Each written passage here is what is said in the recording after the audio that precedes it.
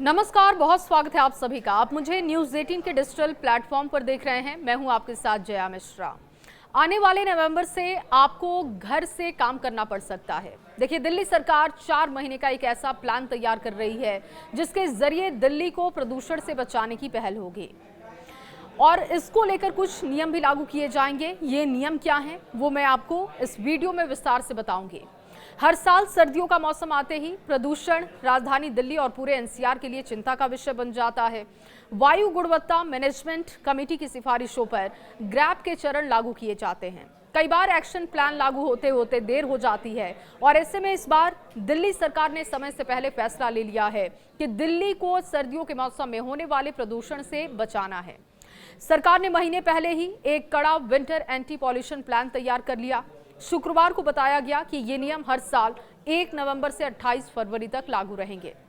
सरकार का winter anti pollution plan आखिर क्या है, इसमें किस तरीके के नियम हैं, चलिए आपको विस्तार से बताते हैं।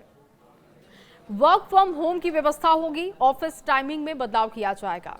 सड़कों पर ट्रैफिक कम करने के लिए दफ्तरों के समय में बदलाव किया जा सकता है। इसके अलावा सरकारी और निजी दफ्तरों में 50% वर्क फ्रॉम होम का नियम लागू किया जा सकता है, जिस पर अभी भी सरकार विचार कर रही है। बिना पीयूसी सर्टिफिकेट के नहीं मिलेगा आपको पेट्रोल डीजल। दिल्ली के पेट्रोल पंपों पर उन वाहनों को फ्यूल नहीं दिया जाएगा जिनके पास वैध पॉल्यूशन अंडर कंट्रोल सर्टिफिकेट नहीं होगा। बाहर के वाहनों पर रोक लगा दी जाएगी।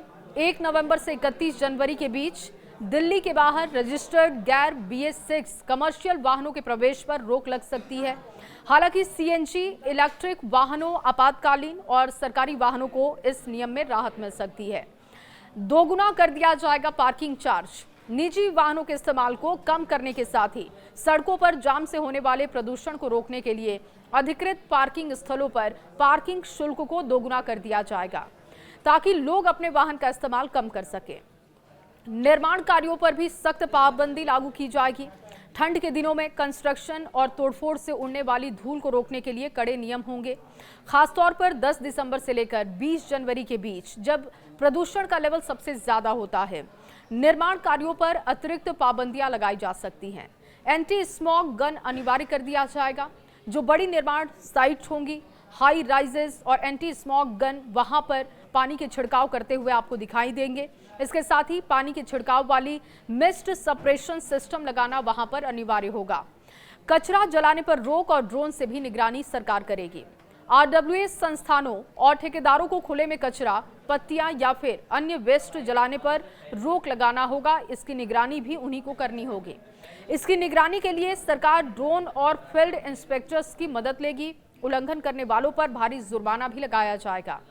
ये योजना इसलिए बनाई जा रही है ताकि प्रदूषण बढ़ने के बाद आपातकालीन कदम उठाने के बजाय पहले से ही तैयारी रखकर हवा की गुणवत्ता को बिगड़ने से रोका जा सके। इन नियमों को लागू करने से सरकार लोगों को अलग अलग माध्यमों से जागरूक भी करेगी।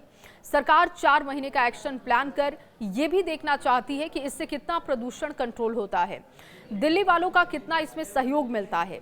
ये एक्शन प्लान सफल अगर होता है तो इसका अपडेटेड प्लान अगली बार के लिए सरकार लागू करेगी।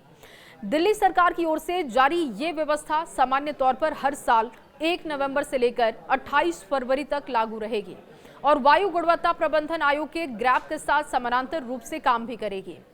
सरकार का कहना है कि प्रदूषण नियंत्रण केवल प्रशासन की जिम्मेदारी नहीं है, बल्कि नागरिकों, संस्थाओं, उद्योगों और स्थानीय संगठनों की भी जिम्मेदारी है ताकि दिल्ली की हवा को बेहतर बनाया जा सके, दिल्ली को रहने लायक बनाया जा सके। दिल्ली में अभी AQI का लेवल 100 से 150 के बीच है, जो कि बहुत अच्छा नहीं है। हालांकि दिल्ली की हवा सामान्य तौर पर खराब या मध्यम श्रेणी में होती है, लेकिन सर्दियों के महीने यानी कि अक्टूबर से लेकर जनवरी के बीच की बात की जाए तो मौसमी कारकों की वजह से, पराली जलाने, कम हवा की गति की वजह से प्रदूषण का स्तर अक्सर गंभीर श्रेणी में होता है। AQI का लेवल 400 के पार पहुंच जाता है और इसीलिए दिल्ली के लिए सर्दियों में अलग से प्लान सरकार तैयार कर रही है। इन नियमों को लेकर आपकी राय क्या है, कमेंट बॉक्स में जरूर बताइएगा।